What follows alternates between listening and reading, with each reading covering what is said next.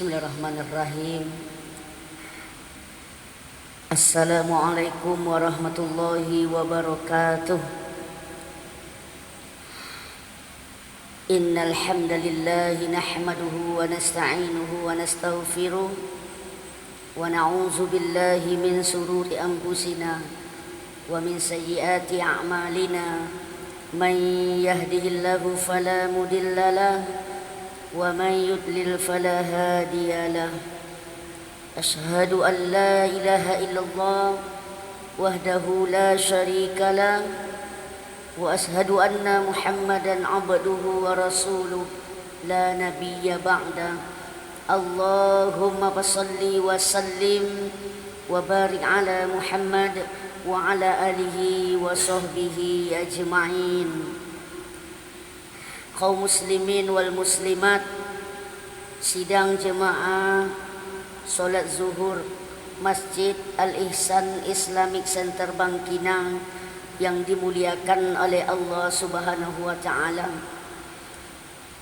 Menjelang solat zuhur nanti kita berjemaah, sejenak kami akan menyampaikan tentang tujuan daripada Isra wal Mi'rajnya Nabi besar kita Muhammad sallallahu alaihi wasallam. Karena perjalanan ini sungguh singkat yang dirasakan oleh baginda Rasulullah sallallahu alaihi wasallam. Lebih kurang hanya satu malam. Menjelang subuh Rasulullah kembali pulang. Tetapi walaupun perjalanan yang dirasakan singkat oleh Nabi kita, inilah gambaran kehidupan kita. Baik itu perjalanan hidup kita hablum minan nas dan juga hablum minallah. Pada kesempatan kali ini, tujuan awal daripada Muhammad sallallahu alaihi wasallam Isra Mi'raj yaitu Allah menghibur Nabi Muhammad sallallahu alaihi wasallam karena beliau dilanda dengan amul husni. Apa itu amul husni? Yaitu tahun kesedihan, tahun duka cita. Nabi sendiri pernah bersedih, apatah lagi kita. Apa yang disedihkan oleh Nabi besar kita Muhammad sallallahu alaihi wasallam, yaitu meninggal dunianya orang yang paling ia cintai dan ia sayangi, orang yang dekat dengan dia. Pertama meninggal dunia pamannya yang tercinta yang bernama Abu Talib. Abu Talib inilah semenjak Nabi Muhammad kehilangan ayah, ibu dan kakek lebih kurang 8 tahun, dipelihara oleh Abu Talib. Nabi Muhammad dalam keadaan yatim piatu. Begitu sayang Abu Talib kepada kemenakannya. Abu Talib sebagai tonggak ataupun penopang hidup Nabi kita dan membela Nabi kita ketika dia diusir oleh orang-orang kafir Quraisy waktu itu.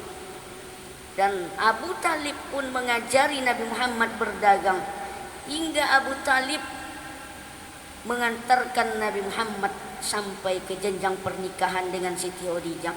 Namun dikala itu Abu Talib, kenapa Rasul sangat-sangat sedih di waktu sakratul maut, digenggam tangan Abu Talib oleh Nabi besar kita Muhammad sallallahu alaihi wasallam, disuruh mengucapkan kalimat asyhadu an la ilaha illallah wa asyhadu anna Muhammadar Rasulullah.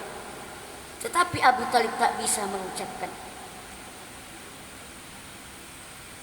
Tak bisa mengucapkan wahai Muhammad, wahai kemenakan.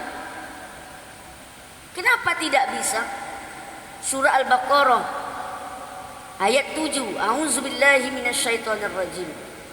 Khatamallahu ala qulubihim wa ala sam'ihim wa ala absarihim wisawatu wa lahum azabun azim. Kenapa ditutup mata hati daripada Abu Talib? Karena ia itu engkar menerima kebenaran-kebenaran.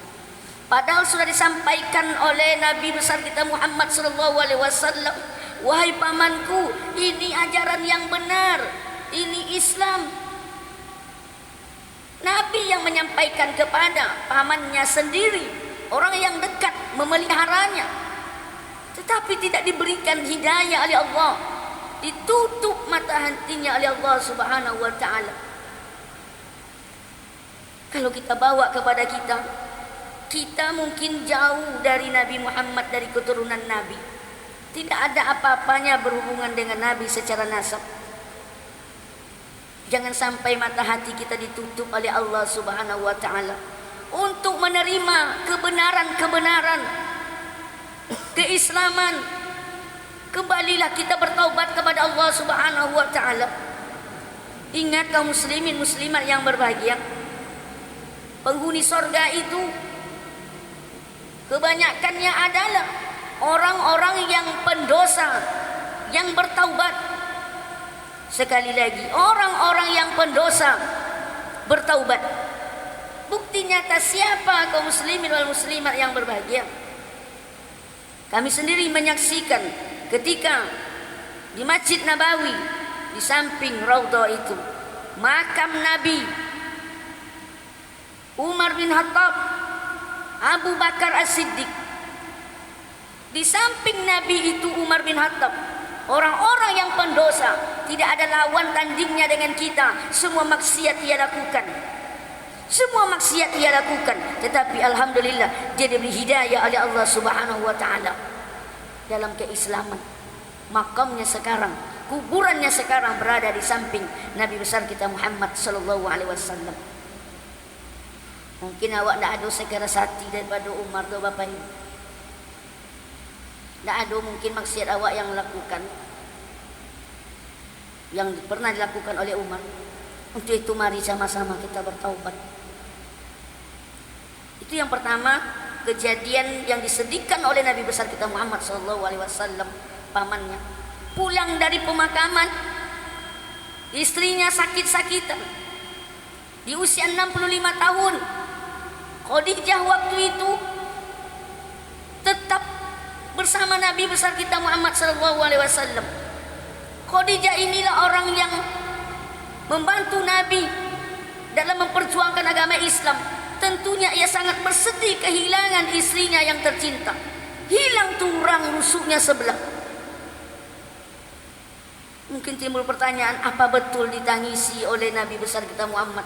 Apa betul kesedihan yang dilakukan oleh Nabi Muhammad terhadap istrinya Siti Aisyah ini? Kalau dapat ibu-ibu, awak disedihkan oleh suami kita seperti ini. Karena Khadijah, orang yang sangat-sangat mencintai Nabi, ketika itu dalam keadaan sakitnya sempat juga memangku Nabi Muhammad.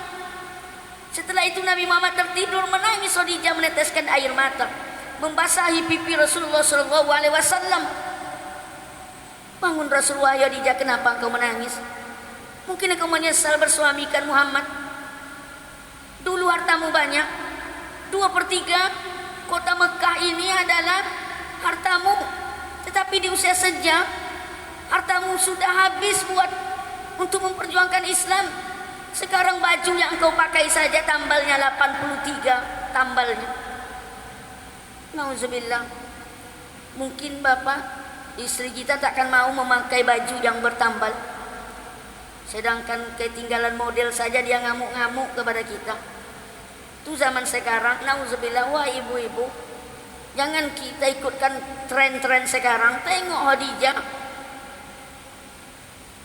Khadijah 83 tambalnya. Dia menangis bukan karena itu. Saya menangis, kata Khadijah, karena apa? Umurku mungkin tidak akan lama lagi, tapi engkau masih panjang perjalanan untuk menyebarkan agama Islam. Andai kata aku meninggal dunia nanti, wahai Rasulullah, gali Apa yang digali kuburku? Ambil tulang belulangku. Untuk apa? Engkau jadikan jembatan ataupun rakit untuk menyeberangi, memperjuangkan agama Islam. Subhanallah. Inilah kata Rasulullah, dinyatakannya, aku jamin engkau wahai Khadijah Ummul Mukminin, orang yang pertama sekali masuk surga di kalangan kaum perempuan. Maukah ibu-ibu di belakang Khadijah? Mungkin mau. Apa syaratnya? Syaratnya tengok Khadijah, banyak harta, banyak duitnya, banyak warisannya, semuanya diserahkan kepada suaminya. Kalau mau ibu demikian, contohlah Siti Khadijah. Tetapi berapa banyak seorang istri tidak mau demikian, tak mau kerjasama dengan orang ataupun dengan suaminya. Nauzubillahi min zalik. Nah, kejadian itu dirasakan oleh Nabi Muhammad lebih kurang 2 tahun. Tahun amulus ni duka cita. Makanya Allah Subhanahu wa Ta'ala menghibur Nabi Muhammad, bukan kemana-mana berhibur, bukan ke tempat hiburan, bukan ke diskotik, bukan ke Sumatera Barat, kemana-mana, tetapi kemana? Inilah dia namanya Mi'raj. As-salatu mi'rajul mu'minin. Salat itulah mi'rajnya orang-orang mukmin. Salat, Bapak Ibu yang berbahagia. Apapun permasalahan hidup kita sekarang, solusinya adalah salat. Banyak dosa kita, solat sunat taubat. Apalagi bingung kita menentukan pilihan kita, solat istikharah. Ini sering kami sampaikan kepada calon pengantin. Berapa pasang kami tanya, apakah kalian sudah solat istikharah? Satu pun tidak ada pernah, Bapak Ibu. Nauzubillah. Solat istikharah, apalagi sulit kehidupan kita sehari-hari, tak ada rezeki. Solat duha. Apalagi kepengen wajah ibu-ibu itu terang, bapak-bapak bercahaya, sholat tahajud. Apalagi kepengen kita umpamanya pergi naik haji, tak ada duit kita naik haji, tapi pahalanya dapat. Yuk berjamaah subuh, sholat suruh. Kepengen kita paling terkaya di atas dunia ini, sholat sunat fajar, dapat oleh kita dunia dan seisinya. Apalagi kepengen kita hujan, tak turun-turun hujan, solat istisqa.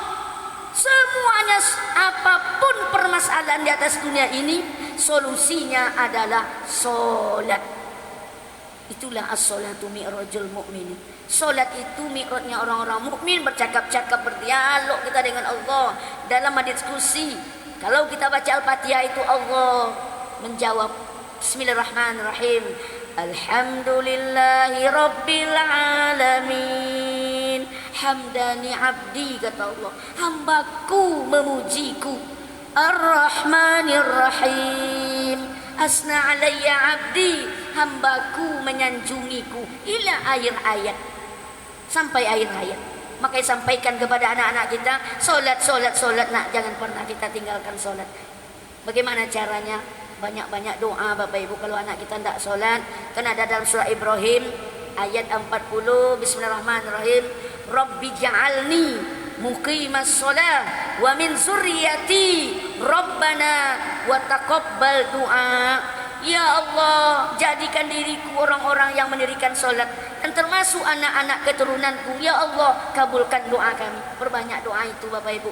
Mudah-mudahan anak-anak kita termasuk orang-orang yang mendirikan solat. Kalau ada anak kita tidak lagi suruh solat, insya Allah termasuk orang-orang ataupun orang tua yang beruntung. Demikian yang dapat kami sampaikan. Mohon maaf atas segala kekurangan. Billahi taufiq wal hidayah. Wassalamualaikum warahmatullahi wabarakatuh.